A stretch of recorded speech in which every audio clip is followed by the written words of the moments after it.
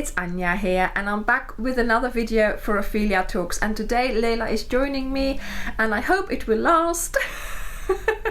So today I would like to talk to you about the 10 best tips for crochet.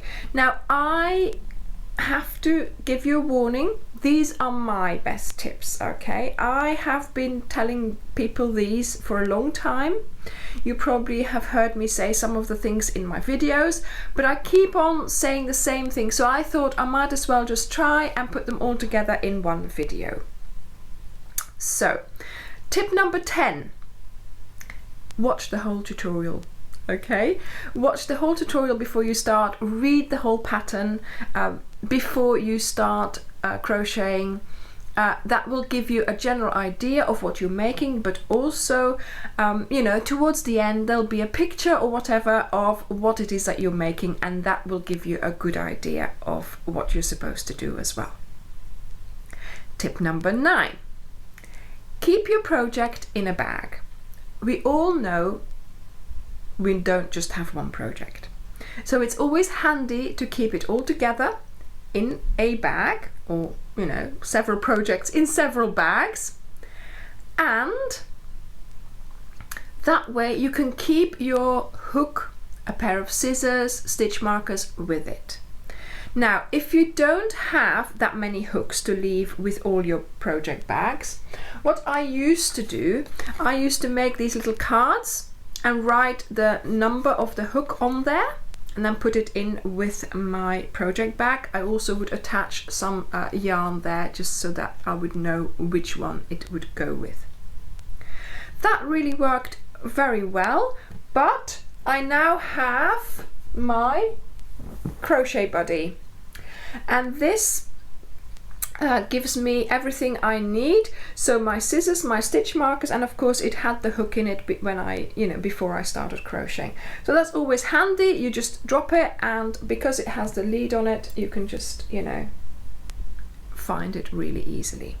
You can also put the pattern in with your project bag, and if you do have to you know, sort of go somewhere, you want to take your project, you've got it all there in your bag and it's easy for you to take. Also, what is easy is if you take a picture of your work. So make sure you take a picture with the hook number showing, and that way you will remember what hook you were using in case you lose it or in case you can't keep it with that particular project. Don't forget to subscribe so you get notified of every new tutorial I post. Tip number 8. Assess your work after a couple of rows. For example, I always assess my blanket, whatever I'm doing, after about 10 rows. See, the thing is, I think 10 rows are not too bad to have to redo.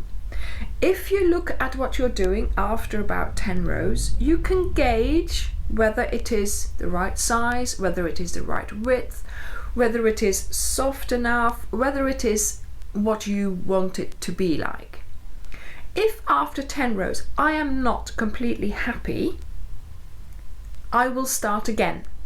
I will leave that one, the 10 rows, I will start again with whatever I think I need to do differently. A different hook, more stitches, you know, something that I'm thinking that I need to change. Then when I have 10 rows, or even 4 or 5 even, and you see the difference, that's when I decide what I'm going to do. Do I stick with the 10, or do I go over to my maybe improved version? And generally I do go over to the second version because I have then corrected what went wrong in the first version. And I think that works really well. 10 rows is not too much for me to sort of have to, you know, discard and say, right, that's it, I'm giving up. But I have improved in another version, so I don't mind sacrificing the 10 rows. Tip number 7. When you're learning, stay away from the black yarn, stay away from the variegated yarn. Work with a nice light yarn, lightly colored yarn, and the matching hook. The reason being is that you will learn to recognize your stitches easier. With the variegated and with the color changes, it might be difficult for you to recognize the stitch. So using one color in a light color, that will help you enormously for achieving, learning to crochet. Once you've achieved what you want to do, once you've learned it and once you're getting on with it, yes, go for the variegated.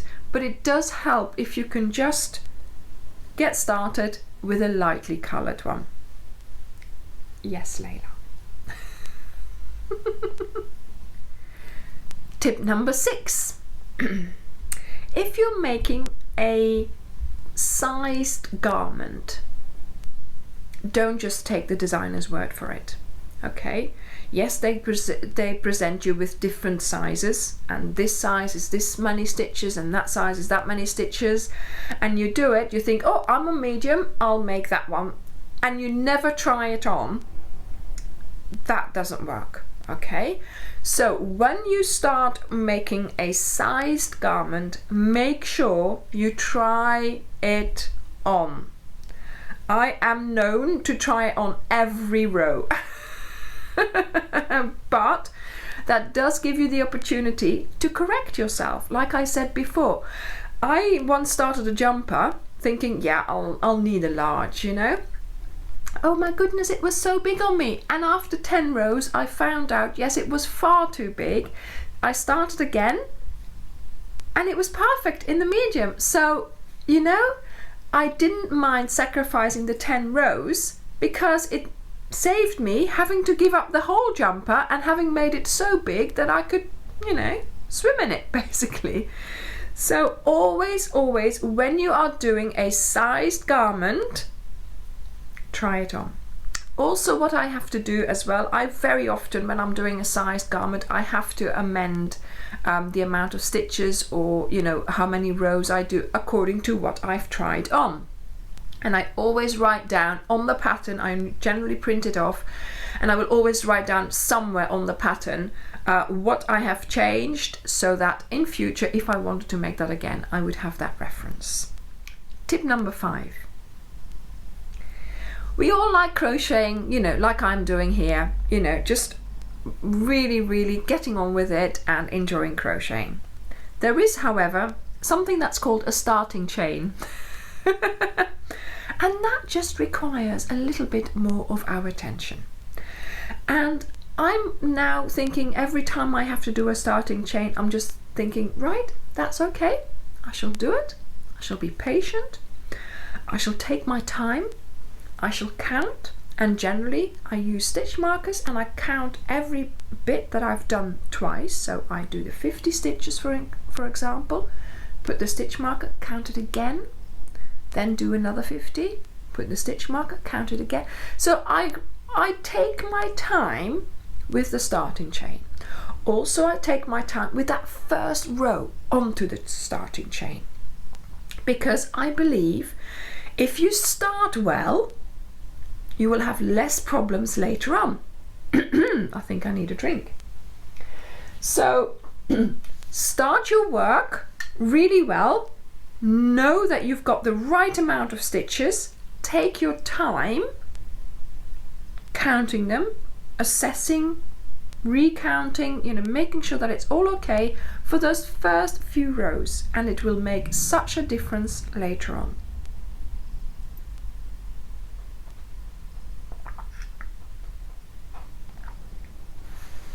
There we go.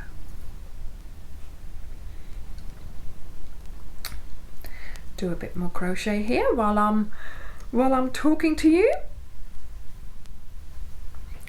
It's also important, tip number 4, to count your stitches in the rows at crucial points. Yes, like I said before, we want to be crocheting without any worries, without thinking about it. But sometimes when you change things in your pattern, or when the pattern changes, or when things happen, or depending on the stitch that you're doing, just make sure that you count your stitches once in a while. So Don't just keep going the whole blanket and you ended up doing the wrong amount and then it goes in and out and in and out. Just make sure, you know, every 10 rows, count your stitches. Make it a habit. Just sit there and count them. It also, of course, depends on how experienced you are. So if you're a beginner and you're not that experienced yet, count your rows more often than you would normally. And if you're more experienced and you know what you're doing, then of course, yes, you know, there's no need to count maybe. But also, if you're just changing the stitch or changing the pattern at a certain moment in time, you know, it might be just worth counting your stitches, making sure that you still have all your stitches, so that when you start a next piece of the pattern, you know that you're starting with the right amount, and then at least you're halfway there. Tip number 3. We're getting there, folks. Now, crochet has 2 languages, unfortunately. So there is the US terminology and there is the UK terminology. And generally people sort of stick to one, but designers will also stick to one. And if you find a pattern that you really like and you think, right, I'm going to do that one, find out first whether it's UK terminology or US terminology. You'll get to know your designers and you'll know, oh yeah, she always does UK, he always does US, things like that. But, you know, don't make the mistake of making the wrong stitches. Okay, so find out for sure in the beginning of your pattern, before you start, which terminology it is. Tip number 2. It's a good hook.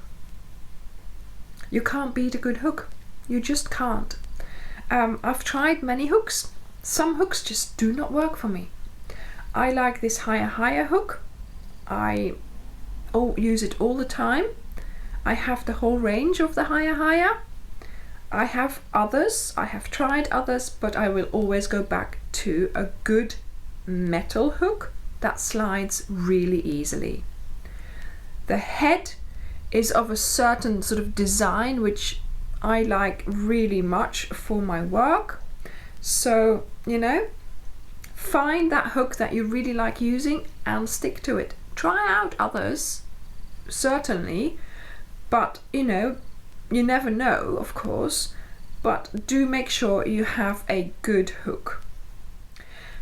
Tip number 1, we're getting there. Now, there's a bit of a story about tip number 1. When I learned to crochet, this was in primary school, and you know, it's the worst thing ever, isn't it? You have to learn to crochet. You don't like doing it, but every Friday afternoon, there you go, you have to do this again. And I got through it, you know, as a child you do, but I didn't like what my work looked like. It was uneven, it wasn't, you know, it didn't look very nice. But of course you sort of do what you have to do for, you know, keeping the teacher happy, basically. And I thought my friend, who's also called Anja, her work was just so much better. It looked nicer, it was even. So when I picked up my hook again, well, I mean, I did it, you know, whenever needed, not for big things ever, but you know, like about 5 years ago, I picked up my hook, and this is when it all started here, you know, the channel. I thought, do you think I could do this? Am I good enough? Is my crochet good enough? Because I remembered from before that actually I was doing it then, but it didn't look nice. It was uneven. It wasn't, you know, what I wanted it to be. But I was in this frame of mind. I had nothing else to do. I remember it was summer, so I just crocheted, and I enjoyed crocheting. I was doing it every day. I was trying out my first granny square even, you know. I never made a granny square until like 5 years ago. And I was just going for it. I was crocheting at home, in bed, on the beach, in the train, everywhere. I was doing it every moment I got. And you know what?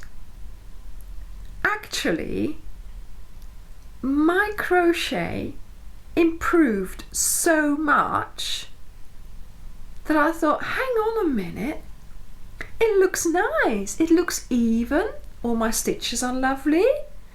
So the more you do it, the better you get.